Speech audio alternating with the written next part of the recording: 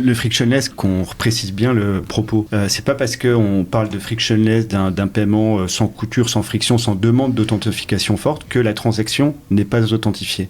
C'est-à-dire que l'authentification, le protocole 3DS, veut qu'il peut y avoir soit un schéma d'authentification forte de la transaction, avec ce qu'on connaît, les validations par app mobile, qui est quand même le moyen de sécurisation qui s'est imposé avec l'arrivée de la DSP2, d'un mode d'authentification dit silencieux, où là, globalement, même si il y a eu un travail en backstage d'authentification, de compréhension de la transaction, on ne va pas embêter le consommateur avec un processus supplémentaire, une étape supplémentaire d'authentification forte de la transaction. C'est ça le frictionless.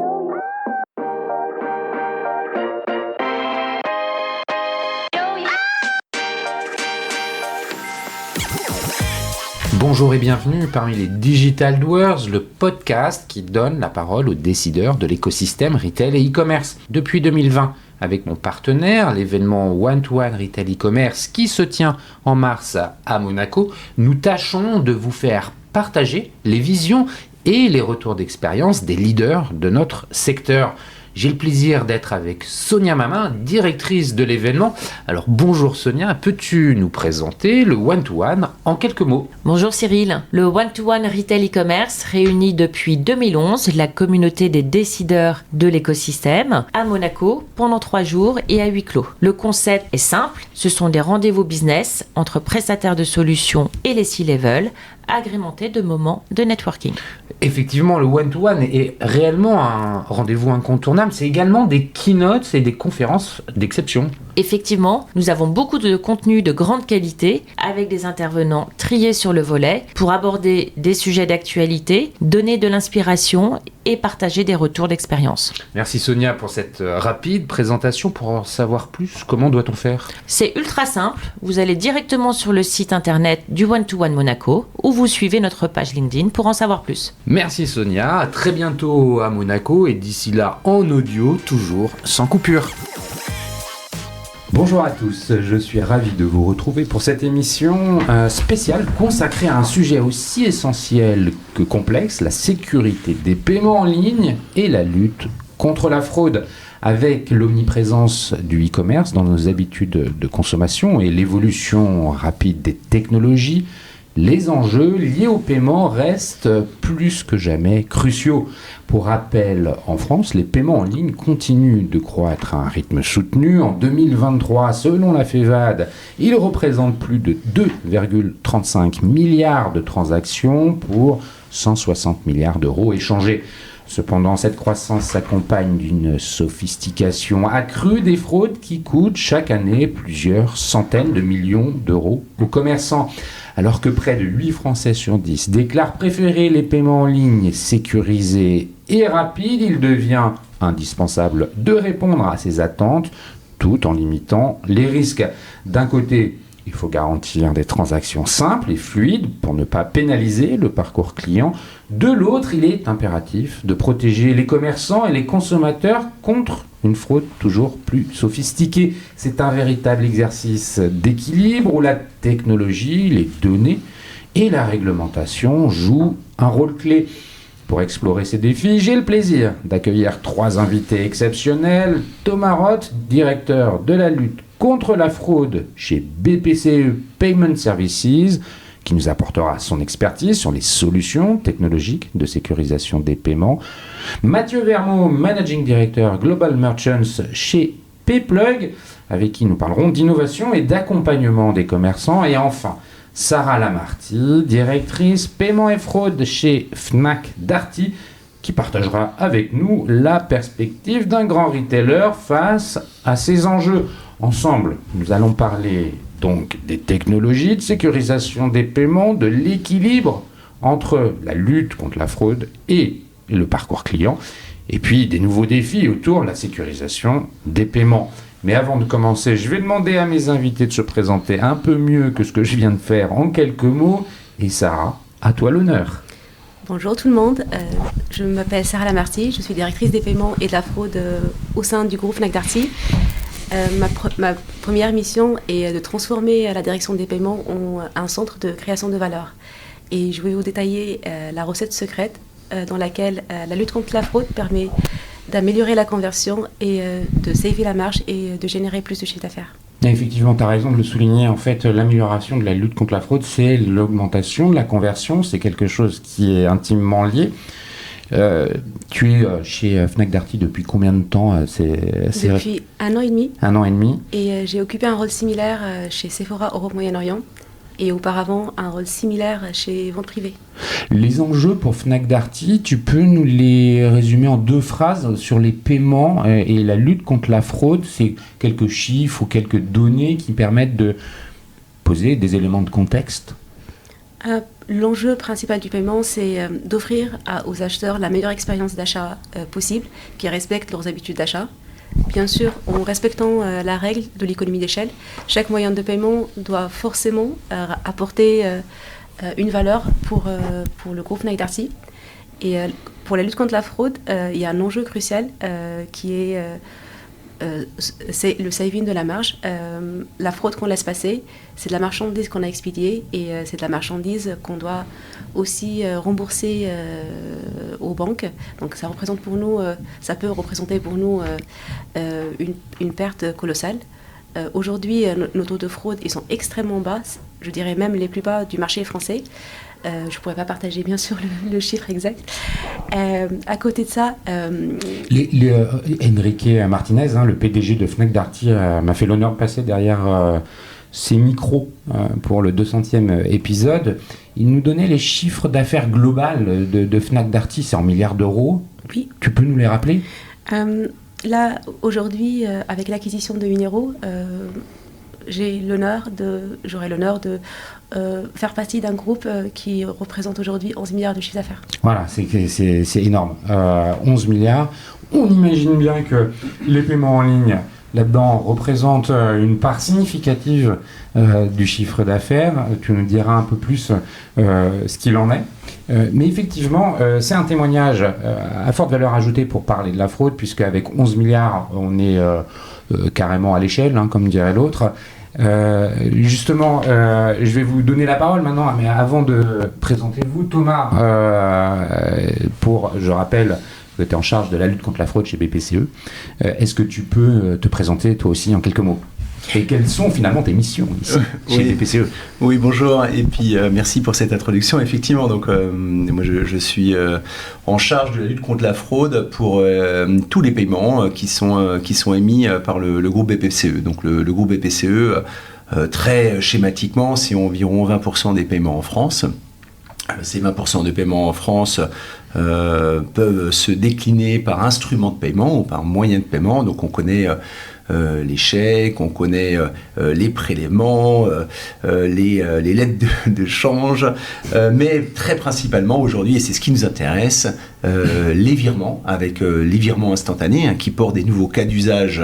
On a parlé du lancement de Wero très récemment, et les paiements par carte qui eux aussi se déclinent sur le mode de paiement à distance avec cette fameuse sécurisation des paiements par carte dans le cadre de la DSP2 qu'on évoquera tout à l'heure. Donc voilà, moi mon job concrètement, c'est quand le groupe BPCE lance un moyen de paiement sur le marché, c'est qu'il est équipé de tout le dispositif sécuritaire qui va bien et qui le rend à la fois simple et sécurisé pour le consommateur.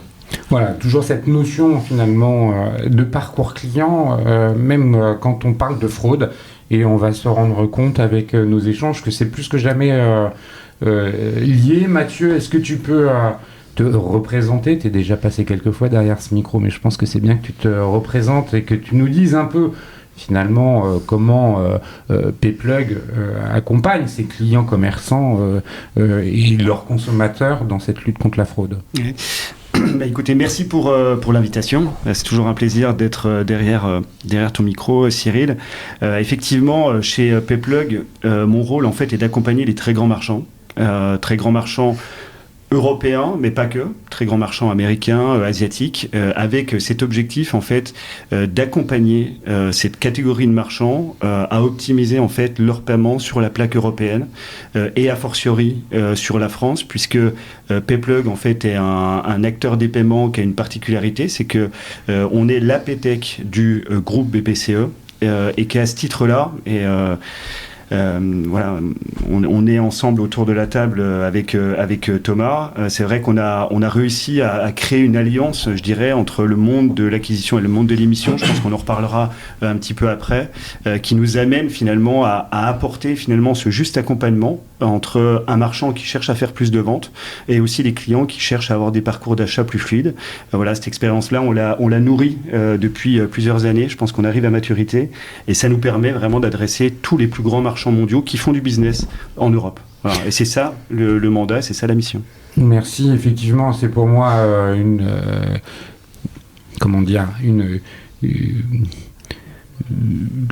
presque une évidence de vous avoir tous les deux à la table, parce que effectivement, tu le rappelles, Payplug fait partie de BPCE, et quand on veut parler de fraude, c'était difficile de pas inclure quelqu'un comme Thomas dans la discussion.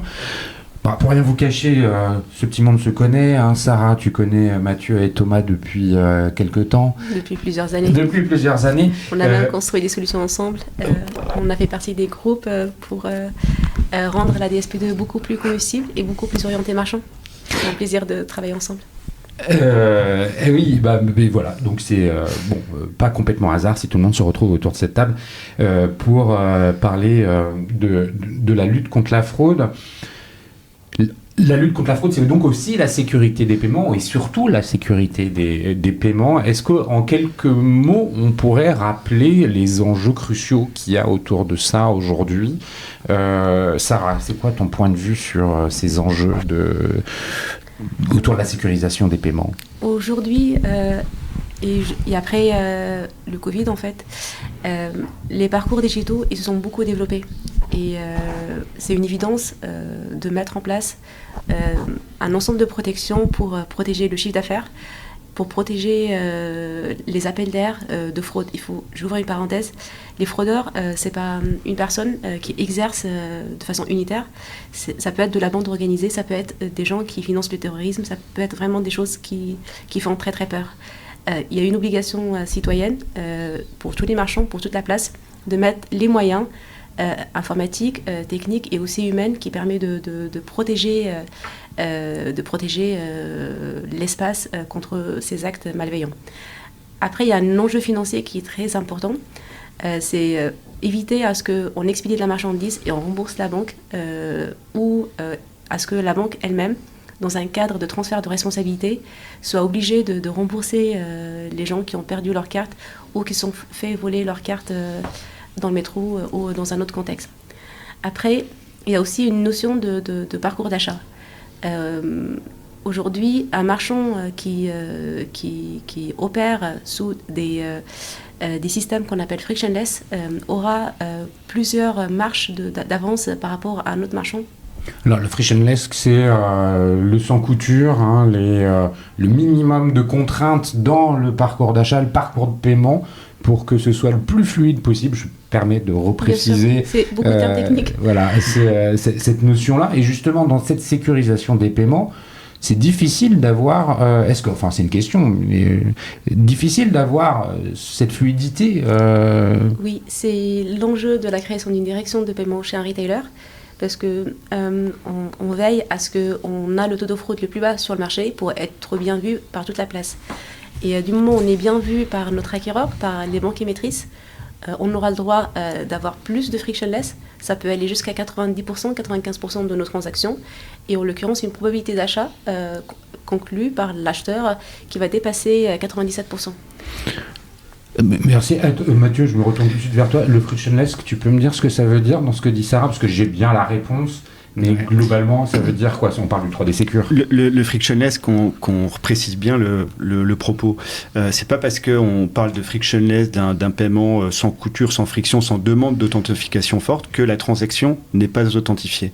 C'est-à-dire que l'authentification, le protocole 3DS, veut qu'il peut y avoir soit un schéma d'authentification forte de la transaction, avec ce qu'on connaît, les validations par app mobile, qui est quand même le moyen de sécurisation qui s'est imposé avec l'arrivée de la DSP2, d'un mode d'authentification dit silencieux, où là, globalement, même si il y a eu un travail en backstage, je dirais, d'authentification, de compréhension de la transaction, on ne va pas embêter le consommateur avec un processus supplémentaire, une étape supplémentaire d'authentification forte de la transaction. C'est ça le frictionless.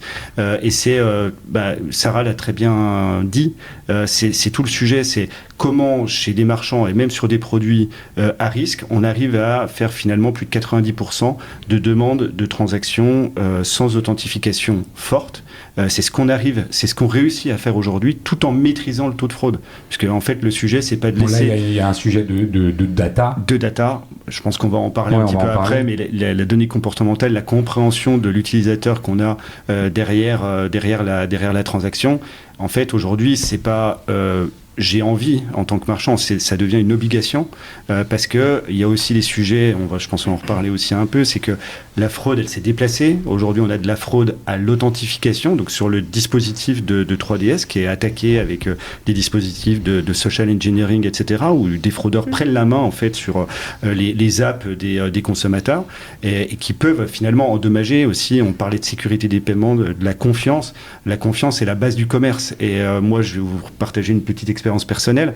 Il y a 20 ans, quand j'ai commencé dans le e-commerce, notre principale difficulté, c'était qu'il n'y avait pas de paiement par carte. Pourquoi il n'y avait pas de paiement par carte ? Parce que les consommateurs n'avaient pas confiance. Et à cette époque-là, je travaillais dans une entreprise qui faisait du micro-paiement, puisque le micro-paiement était un peu la base des premières sources de monétisation des sites Internet, puisque n'ayant pas de carte, n'ayant pas de confiance du consommateur, eh bien, du coup, il n'y a pas de développement. Donc, je pense que c'est vraiment la base de la base, et que, du coup, la sécurité des paiements, aujourd'hui, joue un enjeu crucial. Pas que, parce que c'est pas suffisant, mais c'est un pilier de base du business et de l'évolution de ce business-là. Tu l'as précisé, 160 milliards. L'évolution du e-commerce est grandissante. Elle prend quand même des parts de marché sur le commerce au global et notamment le commerce de magasins. Et donc, du coup, il y a un enjeu capital à bien sécuriser tout ça. Thomas, globalement, la fraude en France, c'est quoi ? Qu'est-ce qu'on peut dire pour la qualifier ? Les taux, les moyens, enfin...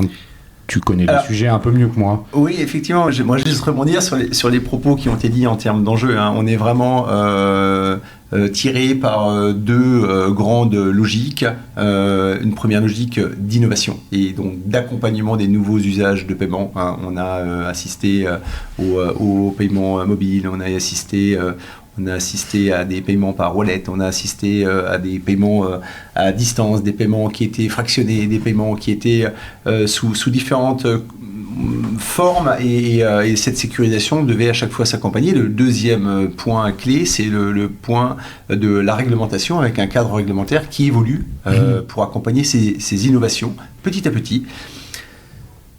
Et le job, à mon avis, qui a été remarquable, qui a été réalisé par la place française, par l'écosystème français, c'est justement de travailler en communauté autour de la connaissance client et de permettre que des usages de frictionless, qui sont des usages absolument pas dangereux, vu qu'il y a une connaissance de client qui est bien partagée entre le commerçant, entre le réseau de paiement et entre le titulaire, le détenteur du moyen de paiement, permet justement d'accompagner cette innovation et jamais au détriment du client final, puisqu'il est absolument protégé par la réglementation aujourd'hui européenne, française, pour justement conserver cette confiance. Donc, il y a des chiffres de l'OSMP qui sont publiés une fois par an, aux alentours du mois de juillet. Donc, l'OSMP, c'est l'Observatoire de la sécurité des moyens de paiement. C'est un groupe privé, public, qui est organisé par la Banque de France et qui réunit des acteurs, des réseaux de paiement, des associations de consommateurs, des commerçants, des banquiers, des médiateurs, qui donnent le résultat de l'évolution de cette sécurité des moyens de paiement année après année. Cette année, tout confondu, le problème se cantonne aux alentours du milliard d'euros de fraude entre les virements, les chèques, la carte. Donc c'est quand même un énorme montant d'euros qui sont subtilisé de l'économie et mis dans les poches des fraudeurs contre lesquels il faut lutter activement. Malgré l'augmentation des transactions, toutes transactions confondues, on voit plutôt un taux de fraude se stabiliser, diminuer. Exactement, donc voilà, il faut relativiser. Ouais. La croissance de l'activité est plus forte que la croissance des fraudeurs actuellement. Ça, c'est une dynamique qui est plutôt positive. Même sur les virements, où on a connu une accélération assez forte de la fraude sur les virements ces dernières années, cette croissance de la fraude aujourd'hui est maîtrisée. Et justement est beaucoup moins importante, et tant mieux pour l'économie des paiements, que la croissance des usages et des nouvelles routes de paiement. J'ai cité Wero tout à l'heure, mais les paiements instantanés, qui sont les paiements qui sont vraiment largement généralisés en ce moment, sont évidemment bien sous contrôle aujourd'hui. Oui, tu le disais, merci de le préciser d'ailleurs, que finalement en France on n'a pas à rougir de notre protection contre la fraude et qu'on est l'un des pays au monde où celle-ci est finalement la plus contrôlée, la mieux contrôlée, où les acteurs travaillent en bonne intelligence. Est-ce que c'est comme ça qu'on peut le résumer ? Oui, et puis je pense qu'il y a eu un travail de place qui a été fait autour du GIE carte bancaire, qui a été fait autour des groupes de travail de la Banque de France, donc de l'OSMP que je viens de citer. Il y a eu des associations professionnelles, privées, qui ont permis aussi à tout cet écosystème de réfléchir ensemble à comment décliner ce cadre réglementaire qui s'opposait à nous. C'est très nouveau quand on prend un peu de recul entre le temps de faire une loi, une directive européenne, de l'appliquer et de la contrôler. Il peut se passer plusieurs années, 5, 8, alors que les innovations dans le paiement, elles sont tous les 3 mois, tous les 6 mois, et il faut réagir beaucoup plus vite que le cadre réglementaire. Donc c'est pour ça que cette collectivité de lutte contre la fraude et de sécurisation des moyens de paiement s'est mis en œuvre avec le succès qu'on lui connaît.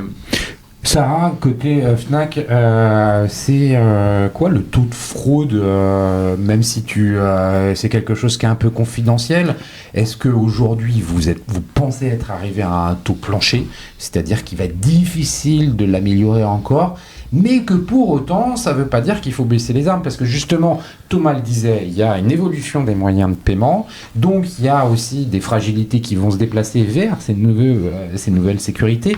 Si on est dans les meilleurs dans la lutte contre la fraude, c'est bien parce qu'on maintient un rythme et qu'on n'arrête pas de pédaler, c'est comme en vélo finalement, si tu arrêtes de pédaler, tu finis par perdre de la vitesse et tomber.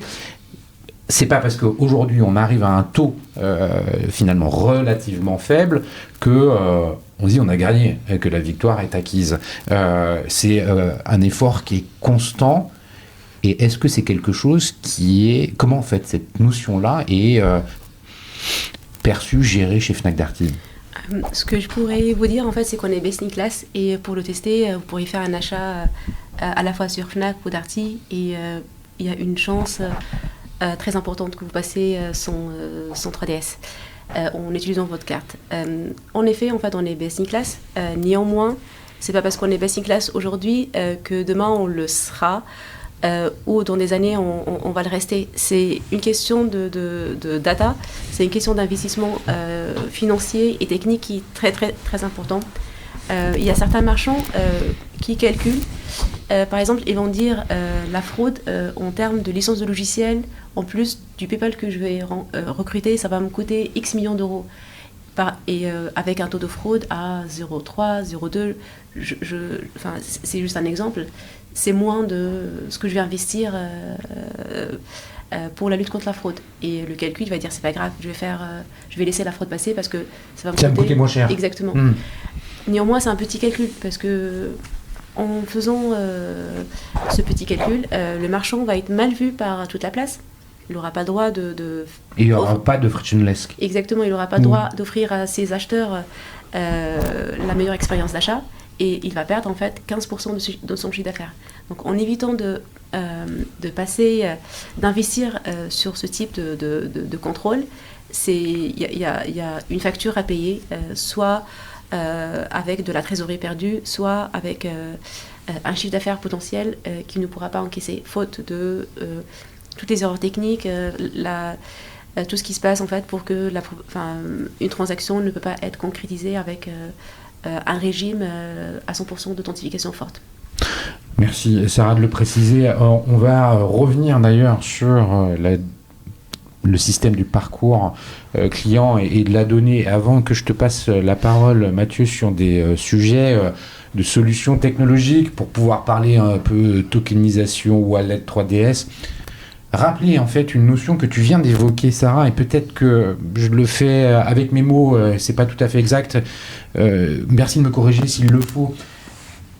Globalement, les commerçants qui mettent en place un dispositif de lecture de la donnée comportementale, je ne sais pas s'il faut parler de scoring, mais enfin, c'est un peu le mot qui me vient en tête, pour analyser ce qui s'est passé avant le check-out, avant la validation du paiement, permet de se rassurer ou non sur finalement la fiabilité de l'acheteur et de lui imposer ou non une authentification forte, c'est-à-dire de valider le paiement avec son app bancaire, ce qu'on appelle le 3DS. C'est ça, en fait, de dire, c'est bon, je suis rassuré, son comportement me semble être cohérent, il n'y a pas un risque majeur, donc j'évite l'authentification forte, donc j'augmente le taux de conversion. C'est exactement ça. Je vais juste en fait rajouter un peu quelques précisions. Pour lutter contre la fraude, on va déployer des moyens d'intelligence artificielle, des moyens informatiques, pour qu'on puisse en fait collecter des datas essentielles avec tout le respect de RGPD, de tout ce que la CNIL exige en termes de protection de données personnelles. Et ces données-là, ils vont nous renseigner sur une identité digitale. C'est-à-dire que si un fraudeur vient avec l'identité XY et demain avec AB, on saura matcher les deux identités et on saura avec une probabilité de 90,90% que c'est la même personne. Et il ne pourra pas passer dans les...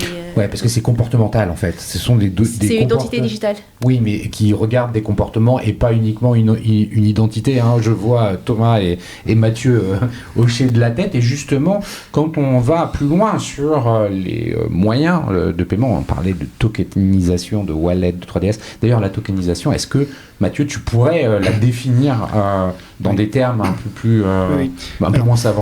On va essayer d'être simple sur le propos. En fait, la tokenisation, c'est un mot qui est très à la mode et qu'il faut démystifier. La tokenisation, c'est la capacité d'attacher un token à un client chez un marchand. Voilà. Et de sécuriser en fait cette identité derrière un token, ce qui permet deux choses: d'avoir moins de leaks de données. Donc un token, c'est notamment les network tokens, les tokens qui sont poussés par ce qu'on appelle les réseaux bancaires, hein, Visa, Mastercard et bientôt carte bancaire, voilà. Et donc du coup en termes de sécurisation, c'est beaucoup plus fort que avoir du stockage de PAN.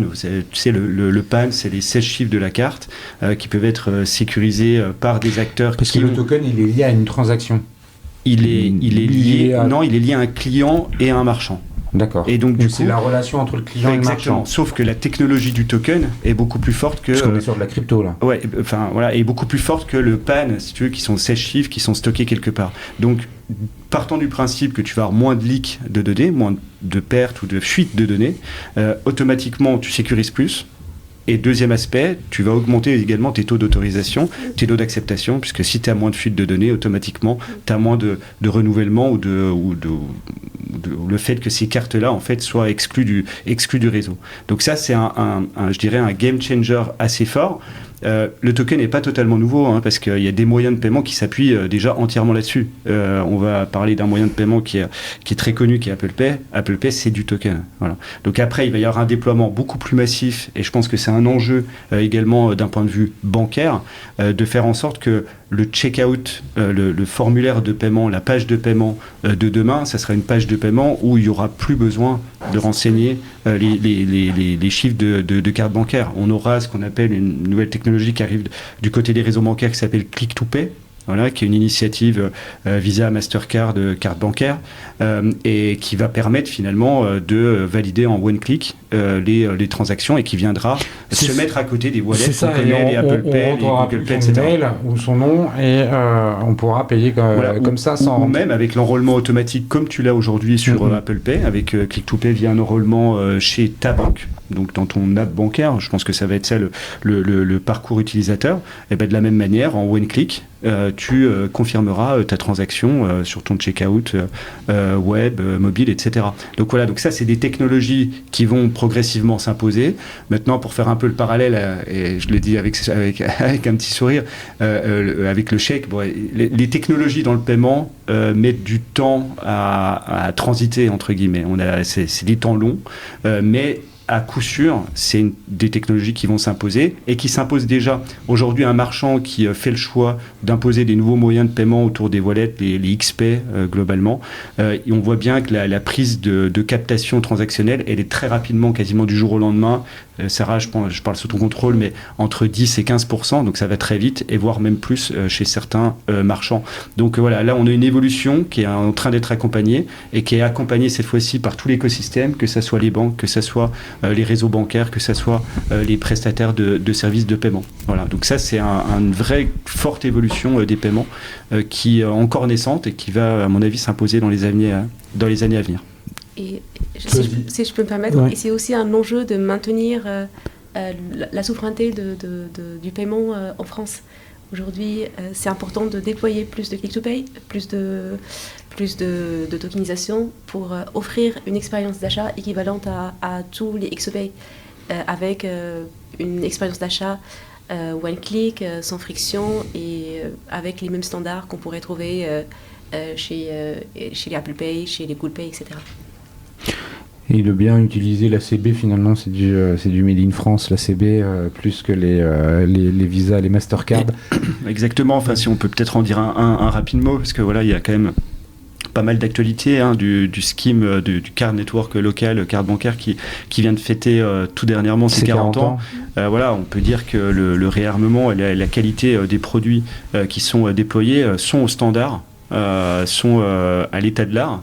Et que voilà, on peut capitaliser en tout cas sur un réseau local, et je pense qu'on peut être fier en France d'avoir construit cet actif technologique qui n'est pas le cas, loin s'en faut, de tous les pays européens. Enfin, je pense que s'il y a un card network qui est vraiment au niveau européen, c'est carte bancaire, et cette prise de part de marché en Europe, je parle sous ton contrôle Thomas, mais c'est à peu près 20% du total du processing carte en Europe, donc c'est un acteur très significatif, et voilà, et en tout cas qui joue en tout cas dans la même cour. Thomas, et qui fonctionne très bien.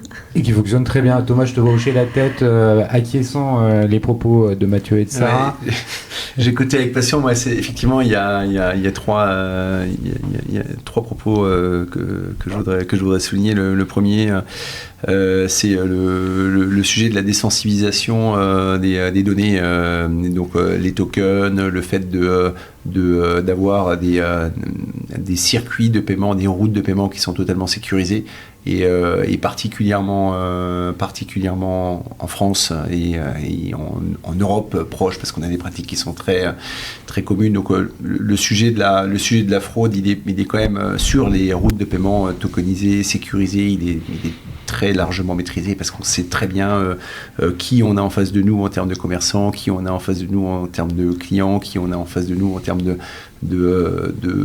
d'utilisation du paiement et du moyen de paiement qui est derrière. Donc c'est quelque chose qui est vraiment très mature, et qui poursuit dans des développements de solutions toujours aussi sécurisées. Comment dire, by essence, en tout cas incorporée dans le produit même. Cette sécurisation, elle est incorporée dans le produit même. Le deuxième, c'est l'apport de la data. Donc la data et les scoring, donc, nous permettent de bien nous rassurer sur qu'est-ce que on a comme niveau de risque par situation de paiement, par typologie de paiement, mais aussi et c'est assez intéressant, les signaux faibles des fraudeurs qu'on arrive à détecter très en amont et qu'on arrive à bloquer très en amont. Donc quand on voit des attaques de fraude, alors plus essentiellement à l'international. On a des attaques de fraude parfois au Brésil, parfois en Indonésie, donc c'est assez loin de chez nous et on n'a pas ces problèmes-là, encore heureux, sur les commerçants français, bien que certains commerçants peuvent apparaître dans le paysage et être porteurs d'attaques, ou en tout cas porteurs de mauvaises intentions. Donc tout ça, ça permet avec des démarches autour du machine learning, autour de l'analyse des clusters, de l'analyse des signaux faibles, eh bien on arrive à avoir un bon niveau de confiance, justement au profit des parcours clients, parce que c'est jamais une bonne expérience de bloquer un client à tort. Et donc nous, notre job, notre but, notre objectif premier, c'est de bloquer les fraudeurs et pas les clients, tout simplement. Mais je me souviens qu'en préparant l'émission, on a évoqué le cas un peu volontairement, exagéré, un commerçant qui finalement s'appuie uniquement sur la technologie du 3D Secure, c'est-à-dire sur les banques, en imposant une authentification forte à chaque fois, va avoir un taux de fraude faible, mais finalement un taux de conversion beaucoup moins fort parce qu'il n'aura pas mis en place ce qui se fait avec les données. Je dirais même en fait que c'est paradoxal, parce que le taux de fraude est supérieur sur les parcours 3DS que sur les parcours frictionless. Parce que sur les parcours frictionless, on suppose que le marchand qui exerce sous ce régime dispose de tous les moyens qui font l'authentification silencieuse, comme Mathieu l'a bien expliqué. Par ailleurs, le marchand qui fait 100% de la 3DS, il délègue à la banque l'authentification du client. Et aujourd'hui, le système 3DS, il peut être bypassé. On a vu des émissions dans lesquelles des lycéens se passaient par les banques, appelaient des grands-mères ou des gens pour leur dire « validez ce paiement parce que vous êtes trompés » ou des choses comme ça. Donc aujourd'hui, c'est paradoxal. Néanmoins, quand les marchands maîtrisent l'expérience d'achat et mettent les moyens, on se protège mieux que quand on exerce... Quand on délègue 100% finalement de l'authentification à une banque. Mathieu, tu veux ajouter quelque chose ? Ce qui est très important à comprendre, on touche le point, c'est que la fraude, elle s'est, avec le dispositif, la DSP2, etc., elle s'est déplacée en fait sur la fraude à l'authentification forte en fait, avec le dispositif 3DS qui est quand même attaqué avec ce qu'a expliqué Sarah très bien, du social engineering autour de ça, etc. Et donc du coup tout l'enjeu marchand, c'est de bien comprendre, et potentiellement c'est aussi quelque chose qui apparaît aujourd'hui, s'il y a un profil en amont même du check-out de paiement, même avant d'avoir engagé la transaction, qui fait dire au marchand que là typiquement je suis face à un fraudeur, en fait c'est de même pas l'amener. Ça c'est les signaux faibles dont tu parlais Thomas tout à l'heure. Sur le formulaire de paiement. Exactement. Voilà. Oui, complètement. Les recettes sont les mêmes. La manipulation, c'est un vrai problème. C'est un vrai problème aujourd'hui, parce qu'aujourd'hui, peut-être que tous les clients, tous les consommateurs ne sont pas assez avertis. Il y a des campagnes de sensibilisation massives qui sont faites. Ne donnez jamais vos données, par exemple, qui a été relayée par l'interbancarité à de longues reprises. Il y a beaucoup d'émissions de télé, des podcasts qui expliquent ces manipulations, ce social engineering, qui commence souvent par des phishing, par des payez votre amende, votre compte est en incident, ou alors vous devez annuler une transaction en Grèce ou peu importe. Et donc voilà, on se retrouve dans un mécanisme pour lequel les fraudeurs sont extrêmement doués. Mais voilà, moi je maintiens que c'est par le collectif, quand un commerçant a l'intime conviction qu'il s'agit d'un achat d'un fraudeur, parce qu'il connaît son client, parce qu'il connaît les habitudes d'achat de son client, eh bien 3DS ou pas 3DS, le dispositif de lutte contre la fraude mis en place du côté du commerçant doit être capable de bloquer, s'il y a un doute, de temporiser, parce que c'est pas du bon business. Et derrière, le cadre réglementaire, les statistiques vont lui dire vous ne faites rien de vertueux pour la place, pour l'économie, pour la citoyenneté, et voilà. Et donc au final, c'est un gain très court-termiste. Et donc le deuxième axe fort, c'est cette data, cette IA, cette intelligence artificielle prédictive qui va nous permettre d'être toujours plus plus puissant, plus précis dans le calcul du distinguo du vrai et du faux. Sarah, justement, sur ces données et cette utilisation de l'IA, est-ce que ces données comportementales, elles sont internes à Fnac Darty, ou est-ce qu'il y a un partage plus global de comportements observés par différents acteurs du commerce en ligne qui vous permettent ensemble finalement de mieux renforcer un contrôle? Sur ce qui existe sur le marché, il y a 2 écoles. Il y a les écoles de logiciels de lutte contre la fraude qui sont partagées par plusieurs marchands, dans lesquels les données de fraude, ils sont anonymisées bien sûr. Oui, il bien n'y a sûr. pas de données personnelles partagées entre marchand X et un autre marchand Y.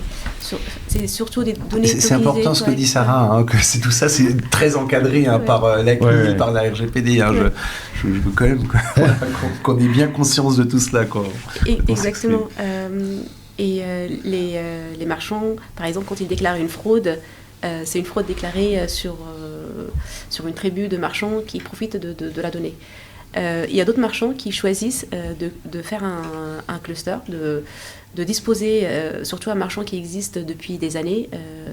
C'est un des Fnac Darty, c'est un des acteurs historiques de l'e-commerce, bien sûr. avec des données extrêmement incroyables en termes de profondeur, en termes de qualité. Donc, nous-mêmes, on dispose de suffisamment de données qui nous permettent de savoir est-ce que l'acheteur est un bon acheteur, il a de l'historique chez nous, ou c'est un mauvais acheteur parce qu'il y a beaucoup de signaux faibles qui nous indiquent que l'achat est suspect. Et dans ce cas-là, en fait, on ne va pas le bloquer. C'est surtout, on va passer sur un SaaS dans lequel il y a des humains, ce qu'on appelle la revue manuelle, qui permet de encore analyser de façon humaine le comportement de l'achat, ce qui est contenu dans le panier, et de décider est-ce que c'est un fraudeur ou c'est pas un fraudeur. Et ces données-là, finalement, les acteurs du paiement, que sont les portails comme les PSP, quelle est la position que vous avez par rapport à ça? Parce que on est avec Fnac Darty, clairement, qui est, comme le rappelait Sarah, un des meilleurs élèves sur ça. Comment vous travaillez avec ce genre de partenaires? Alors c'est une très bonne question. Nous, en fait, les situations qu'on apprécie le plus, c'est quand, et Thomas l'a rappelé, c'est un travail collectif, la sécurité des paiements, c'est quand on se retrouve face à un marchand qui est capable de nous alimenter de manière anonyme, en fait, sur sa vision du scoring d'une transaction donnée. Nous, après, on va avoir nos capacité d'analyse, puisque on est un établissement régulé, établissement de paiement, donc on manie la transaction techniquement et financièrement, et donc à ce titre-là, on a aussi accès à une profondeur de data qui est la nôtre. Et quand on cumule finalement la vision du marchand, la vision de l'acquéreur, et a fortiori dans notre cas la vision de l'émetteur, en fait, on fait des étincelles.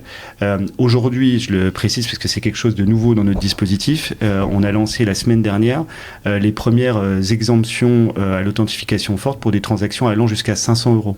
Incroyable. Voilà. Donc là, on est vraiment dans l'innovation pure, puisque aujourd'hui, c'est quelque chose qui ne se pratique pas, qui est très exigeant, puisque pour des transactions au-delà de 250 €, donc entre 250 € et 500 €, le régulateur demande en fait un taux de fraude de 0,01% en volume euro. Donc c'est encore plus exigeant qu'en volume de transactions.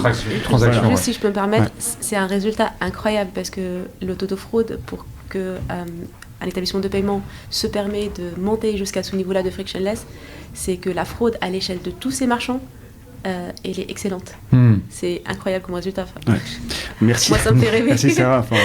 Tout le bénéfice est pour les équipes, évidemment, et qui travaillent dur là-dessus. J'en profite pour faire le lien avec ta précédente question sur les outils, la technologie. On parlait d'IA.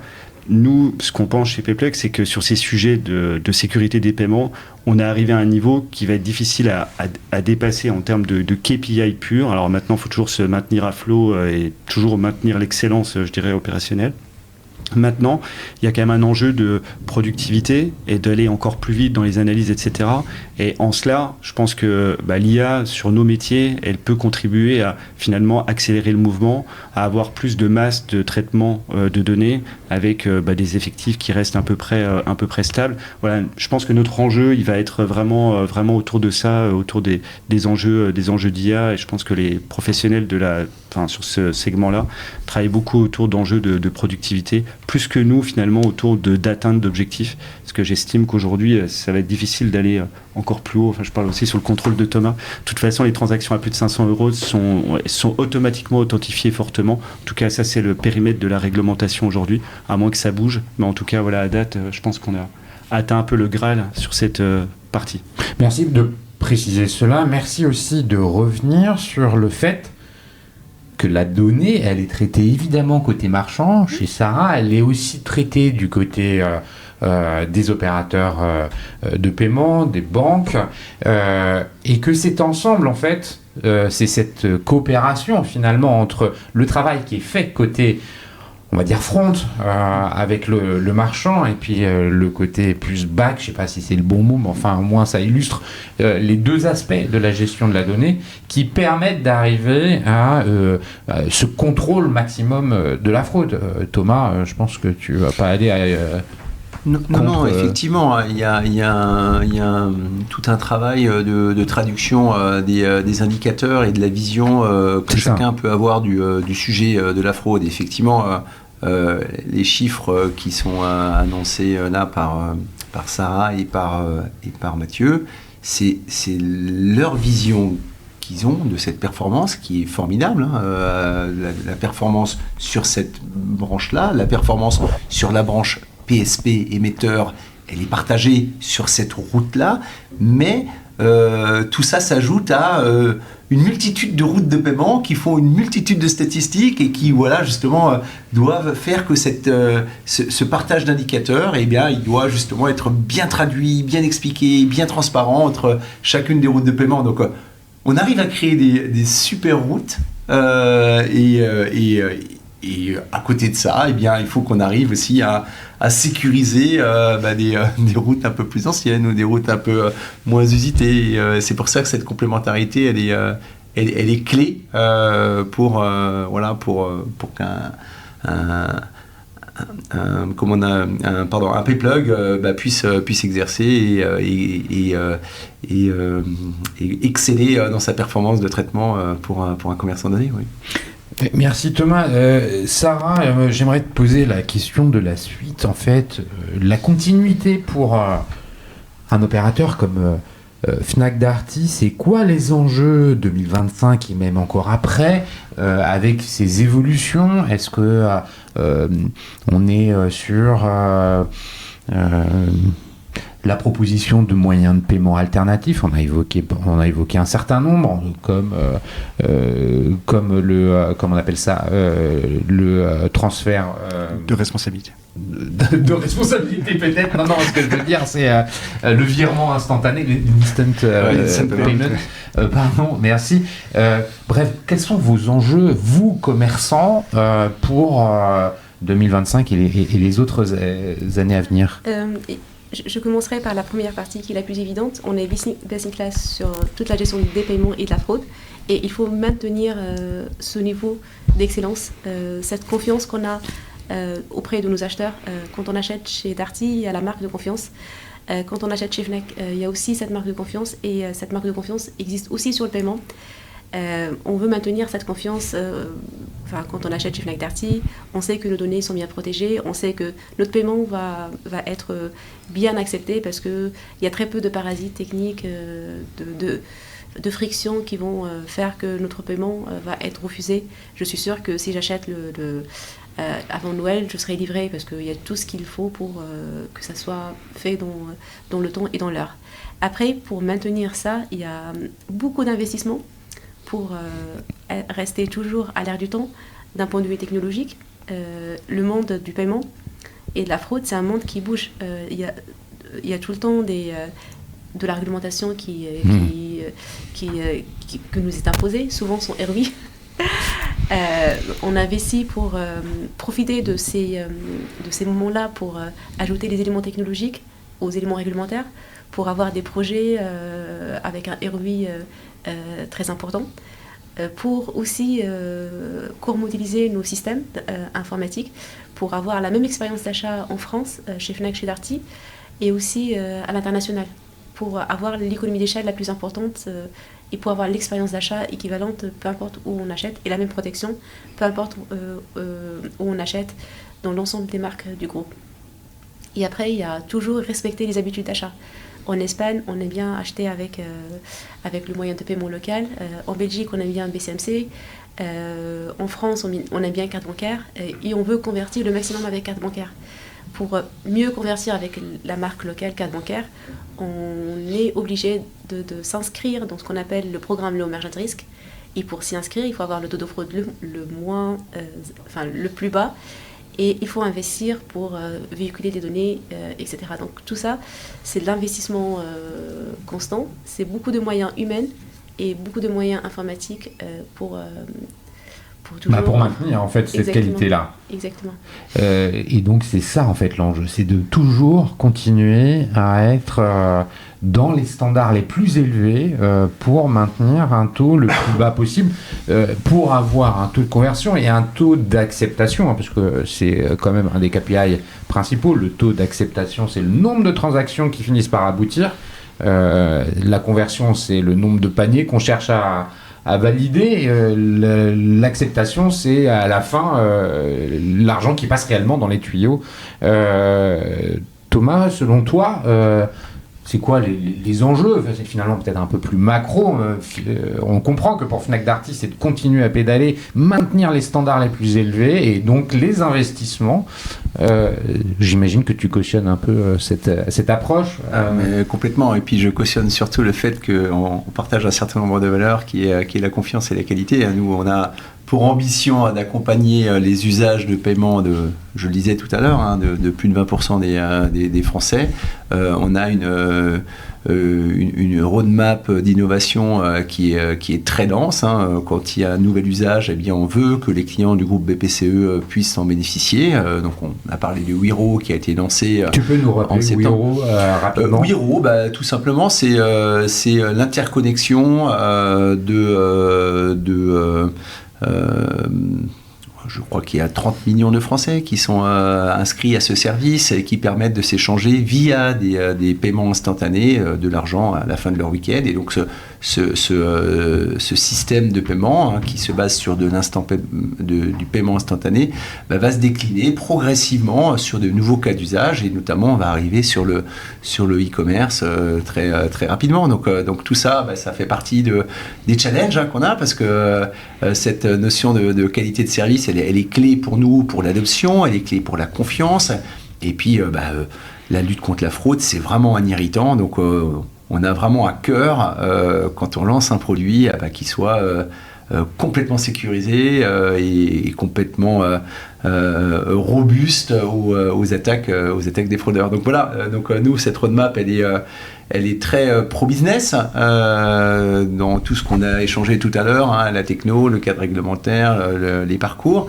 Mais voilà, on a un joli challenge, parce que le monde des paiements est en perpétuelle révolution depuis de nombreuses années déjà, et va se poursuivre encore pendant quelques temps. Merci Thomas. Mathieu, chez Payplug, finalement, comment vous les dessinez, vos enjeux sur les années à venir? Déjà, chez Payplug, notre sujet, c'est d'être les meilleurs là où on préempte un sujet. On a beaucoup parlé de cartes, et effectivement, le prisme de Thomas est beaucoup plus large, puisque Thomas, il voit tous les moyens de paiement et tous les enjeux de fraude sur tous les rails, etc. Nous, on a une vision qui est très carte. On en a beaucoup parlé, hein, et je parle beaucoup des réseaux cartes, etc. parce que ce terrain de jeu-là, et a fortiori quand même à l'échelle française, est le terrain de jeu favori. En tout cas aujourd'hui, maintenant les évolutions des paiements dans les années à venir, on verra ce que ça donne. On a parlé de Wero avec les initiatives en peer-to-peer pour le moment, à l'échelle française et à l'échelle européenne. C'est quand même l'ouverture à l'échelle européenne, Wero qui est en jeu, puisque du coup Paylib s'est transformé en Wero en France, et puis maintenant c'est la capacité d'échanger avec un certain nombre de pays européens avec globalement une technologie unifiée. À voir les initiatives dans le e-com, ce que ça va donner. Ça prendra du temps parce que les paiements ne bougent pas du jour au lendemain. Nous on prévoit, c'est aussi des études qui ont été menées par BPCE, quand même une évolution encore de la carte jusqu'à 2030, avec des parcs émissions qui vont encore progresser. Alors là, c'est pas que le groupe qui le dit, je crois qu'un industriel comme Thales confirme également ses prévisions.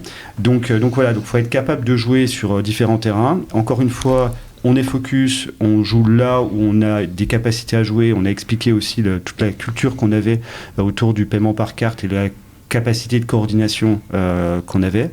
Maintenant, voilà, ce que sera le dessin de demain et les sujets qu'on va préempter, ils ne sont pas encore totalement dessinés. On investit également sur une autre cible qui sont plutôt des marchands petits et moyens, le sujet de l'omnicanal, qui est encore un autre terrain de jeu. Mais ce qu'on aime bien, c'est de sectoriser nos terrains de jeu et d'avoir les bonnes, ce qu'on appelle les USP, les bonnes propositions de valeur adressées à ces commerçants-là. Donc on ne prétend pas être partout, mais là on est fort et on est capable d'expliquer les use cases qu'on est capable de porter, et surtout les résultats, parce qu'on est quand même très drivé par le résultat et par la démonstration, parce que voilà, dire des choses c'est bien, les prouver c'est souvent beaucoup mieux, et ça correspond bien aujourd'hui à la typologie des marchands qui doivent rendre des comptes, qui sont aussi dans une économie qui est challenging, et voilà, nous en tout cas on a à cœur d'être dans cette philosophie-là. Bon, merci pour ce mot de conclusion. On arrive au terme de cette émission.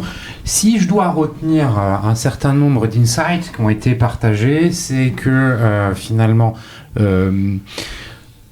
la sécurisation des paiements et la lutte contre la fraude, ce sont des moyens de leverager la conversion, d'améliorer la conversion. Il y a des notions de confiance qui sont également partagées à la fois pour le commerçant et les consommateurs, mais aussi entre le commerçant et ses partenaires.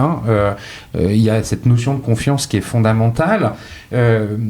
La donnée vient jouer un rôle, et je crois que ça c'est vraiment quelque chose d'important. C'est tout le travail qui est fait avant l'accord de paiement, le scoring, les données comportementales, ce qui est fait chez le commerçant, et Sarah tu l'as très bien expliqué, mais également du côté des acteurs du paiement. Mathieu, tu l'as évoqué, en allant jusqu'à parler du fait que au-dessus de 250 € et jusqu'à 500 € pour un certain nombre d'acteurs, vous êtes en mesure de ne pas demander le 3DS, l'authentification forte via l'appli bancaire. C'est donc cette notion-là qui est clé d'améliorer le parcours client, d'investir à la fois dans les tech, parce que ça c'est quand même important, on a parlé d'IA, de tech, et dans la donnée, l'utilisation de la donnée, ce qui permet derrière d'améliorer la conversion. Et je crois que c'était un peu finalement la question, comment la sécurisation des paiements et la lutte contre la fraude vient jouer et servir l'augmentation de la conversion. Et je crois que grâce à vos échanges, on a pu répondre à cette question et comprendre l'ensemble des enjeux. Je sais que ce thème qu'on a abordé, je crois qu'on aurait pu encore en discuter 2 heures, voire plus. Il y a beaucoup de choses à dire. On a décidé de le prendre comme on a pu sur un certain nombre de sujets, mais je crois que le message fondamental a été passé. Je tiens à vous remercier tous les 3 pour la qualité de cet échange et de ce que vous nous avez partagé. Je remercie les auditeurs pour leur fidélité, et puis les messages qu'ils me font parvenir régulièrement, m'incitant à maintenir la qualité et le dynamisme de ce podcast. Merci au One-to-One Retail e-commerce de Monaco pour le soutien apporté à cet épisode comme à tous les autres. Sarah, merci beaucoup. Merci. À très bientôt. Merci à toi Thomas, merci pour toutes ces insights. C'était un plaisir, merci. Et merci Mathieu, parce que tu nous as bien éclairé également. Merci Cyril, merci Sarah, merci Thomas, c'était un plaisir. À très bientôt, merci, au revoir.